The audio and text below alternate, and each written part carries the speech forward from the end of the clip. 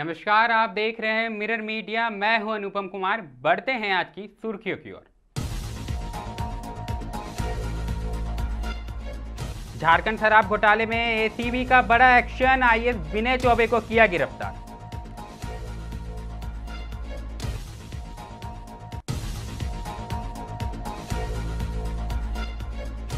झारखंड में सरना धर्म कोड लागू करने की मांग के साथ जुबानी जंग हुई तेज। 27 मई को राज्यव्यापी प्रदर्शन पर भाजपा का झामुमो को सलाह।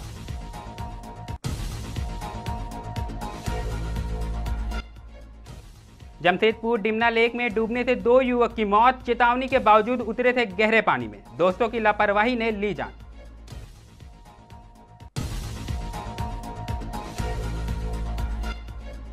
जमशेदपुर में मुखिया की हत्या की साजिश हुई नाकाम। हत्या की साजिश रचते 2 आरोपी गिरफ्तार।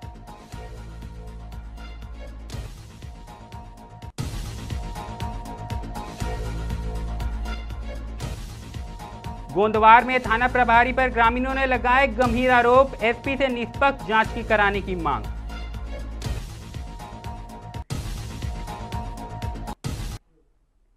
झारखंड के आईएएस अधिकारी विनय चौबे को एंटी करप्शन ब्यूरो की टीम ने शराब घोटाले के मामले में पूछताछ के बाद गिरफ्तार कर लिया। साथ ही संयुक्त आयुक्त उत्पाद गजेंद्र सिंह को भी गिरफ्तार कर लिया गया है। विनय चौबे उत्पाद विभाग के तत्कालीन सचिव हैं। उनके ही कार्यकाल में कथित तौर पर शराब घोटाला हुआ था। पूरा मामला झारखंड में 31 मार्च 2022 से लागू नई उत्पाद नीति से संबंधित है। आरोप है कि इसके लिए जनवरी 2022 में झारखंड में उत्पाद नीति को बदलने के लिए छत्तीसगढ़ के अधिकारियों के साथ तत्कालीन उत्पाद सचिव व अन्य अधिकारियों ने प्लान किया और रायपुर में बैठक की थी। यह भी आरोप है कि उत्पाद नीति लागू होने के बाद 2 वर्षों तक झारखंड उत्पाद नीति में छत्तीसगढ़ की एजेंसियां कार्यरत रही। नकली होलोग्राम अवैध शराब की सप्लाई कर झारखंड सरकार को करोड़ों की क्षति पहुंचाई गई। छत्तीसगढ़ के रायपुर में दर्ज प्राथमिकी के आधार पर ईडी ने भी ECIR किया था। पूर्व में ईडी ने पूर्व उत्पाद सचिव विनय कुमार चौबे व संयुक्त आयुक्त उत्पाद गजेंद्र सिंह के ठिकानों पर छापेमारी भी की थी। तब सभी अधिकारी के आईफोन व अन्य दस्तावेजों की भी ईडी ने जब्त कर लिया था। झारखंड में देसी व विदेशी शराब का ठेका सिंडिकेट के लोगों को दिलवाकर धोखेधड़ी और झारखंड सरकार को करोड़ों का नुकसान पहुंचाया गया था। इस सिंडिकेट में झारखंड में बेहिसाब नकली होलोग्राम लगी देसी शराब की बिक्री कर तथा विदेशी शराब की सप्लाई का काम दिलवाकर उन कंपनियों से करोड़ों रुपए का कमीशन लिया गया था।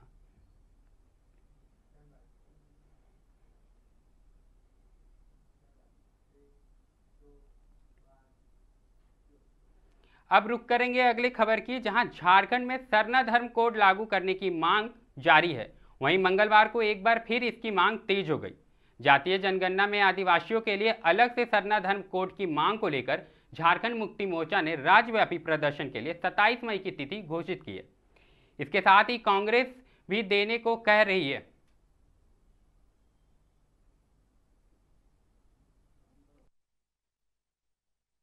ये वी किशोर चंद्रदेव जी का लिखा हुआ पत्र है, जिसमें उन्होंने स्पष्ट रूप से कहा है कि सरना धर्म कोड की मांग जो है वो अव्यवहारिक है और इसे दिया नहीं जा सकता। जब कांग्रेस यूपीए की सरकार में थी तो उसने इसी सरना धर्म कोड को खारिज किया था और किसी पार्टी के फंक्शनरी ने नहीं खारिज किया था।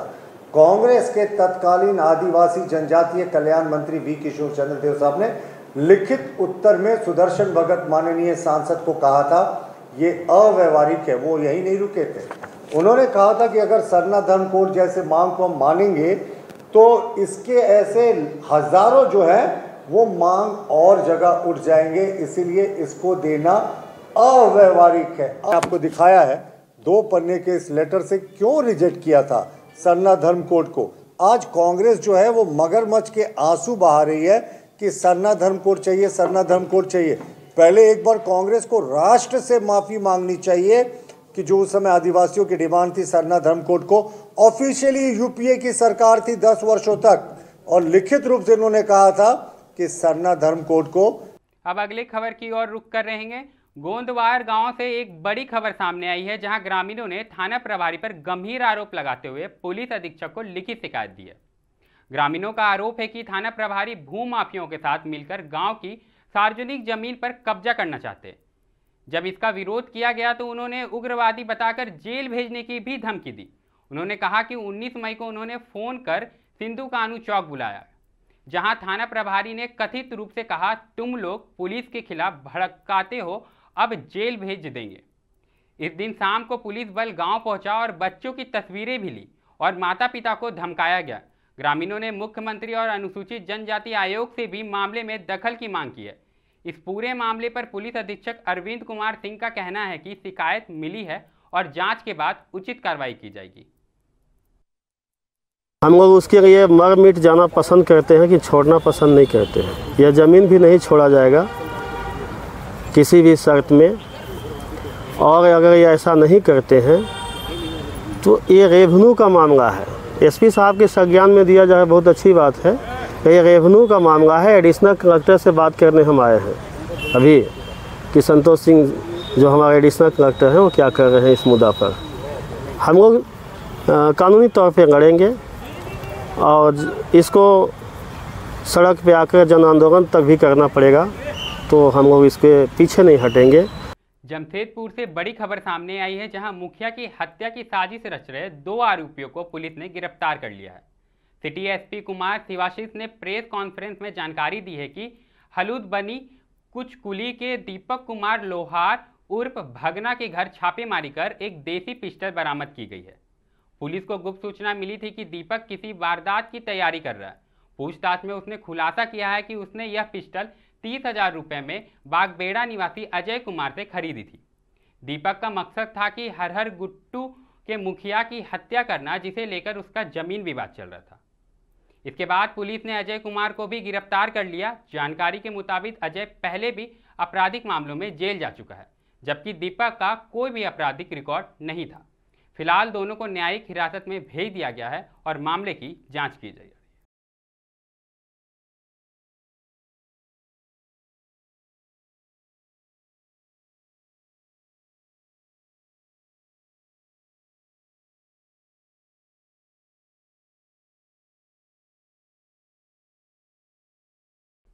जमशेदपुर के मशहूर पर्यटन स्थल डिमना लेक से एक दुखद खबर सामने आई है।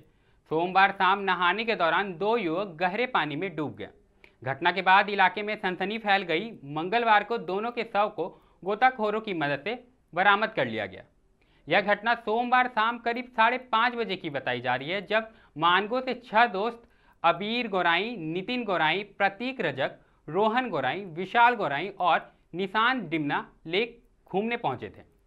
नहाते समय अबीर ने सभी को गहरे पानी में जाने से मना किया, लेकिन प्रतीक और नितिन ने चेतावनी को नजरअंदाज कर दिया।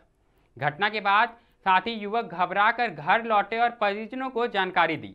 देर रात पुलिस को सूचित किया गया, जिसके बाद मंगलवार सुबह गोताखोरों की टीम ने सर्च ऑपरेशन चलाया और दोपहर में दोनों शव बरामद कर लिए गए। फिलहाल शवों को पोस्टमार्टम के लिए भेजा जा रहा है।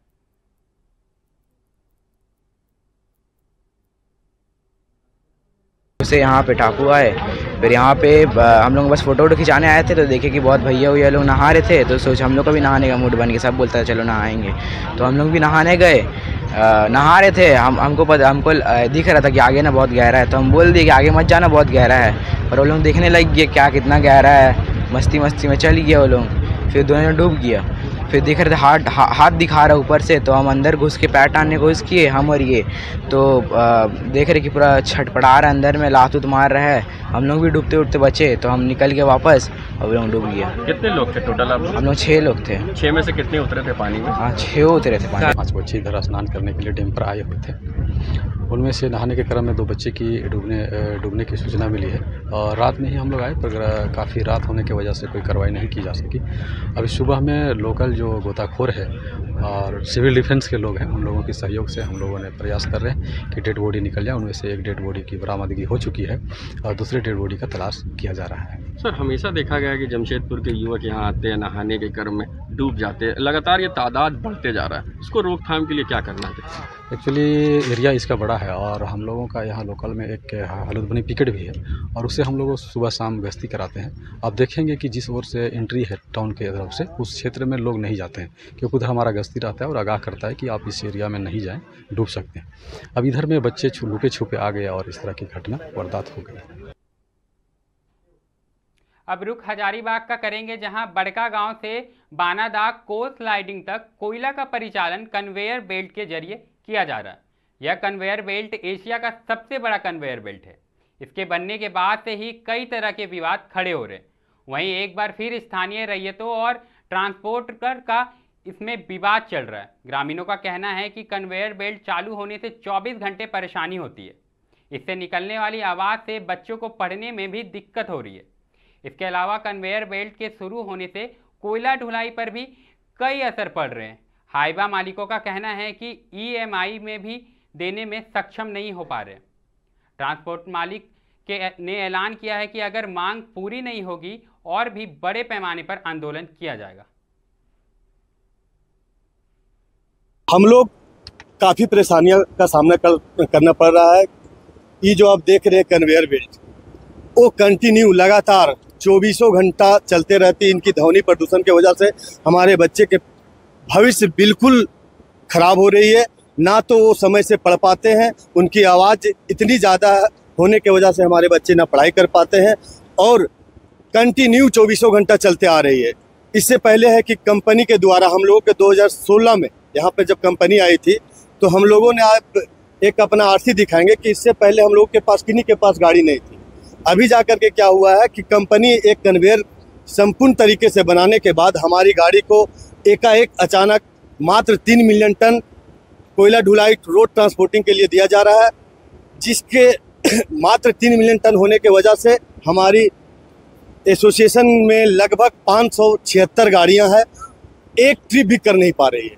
जिसके वजह से आप देख रहे जितने भी यहाँ गाड़ी मालिक हैं सारे लोग परेशान हैं। एक गाड़ी का EMI 1,20,000 रुपया होती है और ड्राइवर लेकर के सारा कुल खर्च 2,15,000 से 20,000 रुपया प्रति गाड़ी हो जाती है और हमारे यहाँ गाड़ी का आय मात्र 1,10,000 15,000 रुपया हो रही है। जिसके वजह से सारे लोग ऋण लेकर के गाड़ियाँ ली थी, आज भटक रहे हैं रोड से और एक एक आदमी को माथे पे 1-1 करोड़ 2-2 करोड़ का ऋण हो चुका है, जिसके वजह से सारे लोग परेशान हैं। कि हम लोग बानादाग ग्रामीण का रैयत, इसमें सबसे पहले NTPC के द्वारा डीप बोरिंग जो किया गया है 1000 फीट से 1200 फीट गहराई किया गया है, जिससे हम लोग का कूप सारा सूख गया है, पानी की असुविधा हो रही है। एक तो ये पहले हम लोगों की समस्या, आज ग्रामीणों को द्वारा जो जमीन दिया गया है उसके एवज में ना उन्होंने रोजगार से जोड़ा, वो नोटिस लेके दर दर भटक रहे हैं। लेकिन NTPC के वरीय पदाधिकारी और कुछ मिली भगत के वजह से बिना पैसा लिए हुए उन्होंने एक भी मजदूर को रखा नहीं है। ये हमारी पहली दूसरी शिकायत है। और जो हम लोग को रोजगार करने के लिए हम लोग एक माध्यम बनाए कि हाईवा लेंगे, जमीन गई उसके बाद उन्हीं पैसा से आज हम लोग की स्थिति ये हो गई है कि आज हम लोग का EMI नहीं निकल रहा है, एक ट्रिप आधा ट्रिप हो पा रहा है। और NTPC ने पूर्व में हम लोग को गाड़ी खरीदवाई, उसके वजह से आज हम लोग की स्थिति बिल्कुल चलमरा गई। और आज अंतिम पड़ाव में हम लोग आज पहुंचे हैं कि आज आर पार की लड़ाई होगी, या कन्वेयर बंद करेंगे या हम लोग को गोली मारेंगे। बढ़ती गर्मी के बीच बोकारो जिले के पेटबार प्रखंड से बड़ी खबर सामने आई है, जहां गांव के लोग जल संकट से परेशान हो गए हैं। लंबे समय से पानी की किल्लत झेल रहे ग्रामीण अब सड़कों पर उतर आए हैं। गांव के दर्जनों महिलाएं पुरुष ने जल संकट को लेकर पंचायत भवन पहुंचकर मुखिया से शिकायत दर्ज कराई है। ग्रामीणों का कहना है कि इस भीषण गर्मी में भी पीने के लिए पानी की कोई समुचित व्यवस्था नहीं है।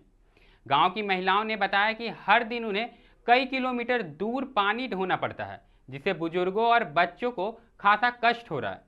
ग्रामीणों ने पंचायत से मांग की है कि जल्द वैकल्पिक जलापूर्ति की व्यवस्था की जाए और स्थायी समाधान के लिए नए जल स्रोत विकसित किए जाए। मुखिया ने आश्वासन दिया है कि समस्या को लेकर प्रशासन को अवगत कराया जाएगा और जल्द ही जरूरी कार्रवाई की जाएगी। हमके पानी तकलीफ में रहल है, दूसर के कुआं जाए, बहुत दूर जाए बिहान उठ के जाइए से आइए 8-9 बजे ले पानी ले लो। इतना लोग जाइए लाइन के लाइन लागो है। यहाँ हुआ जाइए छुआ कांदथिन पानी के चलते आओ पानी लेके तब तो पियो। अब दूसरों के कुआँ जाइए तो हो बोली सुनो, ओकर कुआँ जाइए तो हो बोली कह ककर कुआँ जाए पोखर पानी व्यवस्था बहुत दिन दुख तकलीफ है। 6-7 महीना भई गए ककर कुआँ जाए। आगे भेलवाटान है, यहाँ पानी का बहुत समस्या है। यहाँ देखिए एक तो स्कूल का चापाकल है, इसी में सारा हमारा बस्ती वाला जीता पानी पे ही पानी पीता है और दूसरे नहीं होता, दूसरे का बारिश लाता है पानी तो पीता खाता है। यहाँ पानी का पूरा समस्या खत्म है। इस हिसाब से देखिए घर मिला है पीएम आवास अफवाह आवास, इसके लिए पानी के चलते घर नहीं बन पा रहा है, ऊपर से टॉर्चर दे रहा है, तो कहाँ से बना पाएगा जब पानी है ही नहीं। तो यहाँ पर इसका शिकायत आप लोग कभी किसी से किए हैं? बोले मुखिया जी को, तो मुखिया जी आए हैं, मुखिया को बोले हैं, वीडियो सी बोलते हैं, बोले होगा पानी मिलेगा तो कब मिले। गुमला जिला के सेरका गांव से एक सकारात्मक खबर सामने आई है, जहां ग्रामीणों ने सामूहिक श्रमदान कर बोरा बांध का निर्माण किया है। यह पहल प्रधानमंत्री कृषि सिंचाई योजना 2.0 के तहत वाटर सेट जन भागीदारी कप कार्यक्रम में की गई। इस कार्य में गांव के पुरुषों, महिलाओं, बुजुर्गों और बच्चों ने मिलकर भाग लिया। इस प्रयास से गांव में सिंचाई की पुरानी समस्या का समाधान हुआ। कार्यक्रम के दौरान भूमि संरक्षण पदाधिकारी ने ग्रामीणों से संवाद किया। इस दौरान किसान ने बताया कि इस पहल से कहीं ना कहीं गांव के लोगों को काफी लाभ होगा।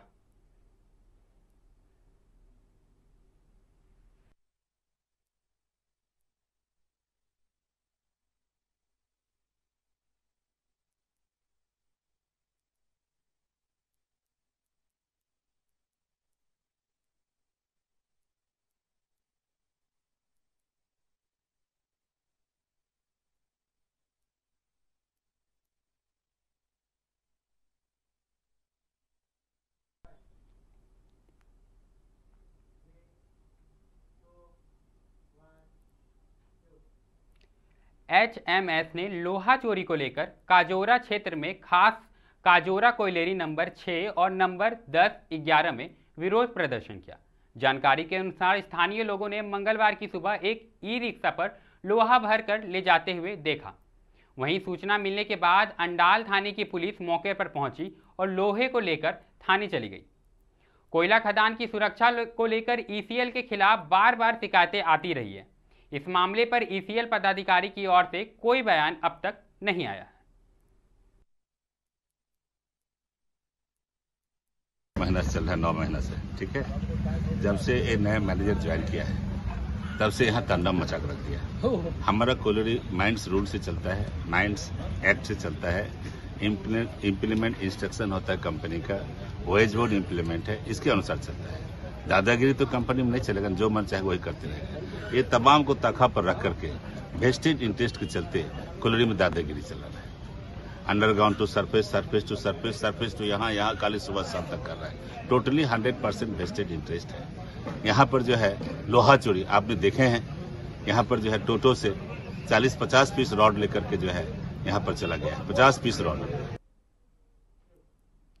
फिलहाल खबरों के दौर में बस इतना ही। ऐसी तमाम खबरों से हम आपको अपडेट कराते रहेंगे। देखते रहें मिरर मीडिया।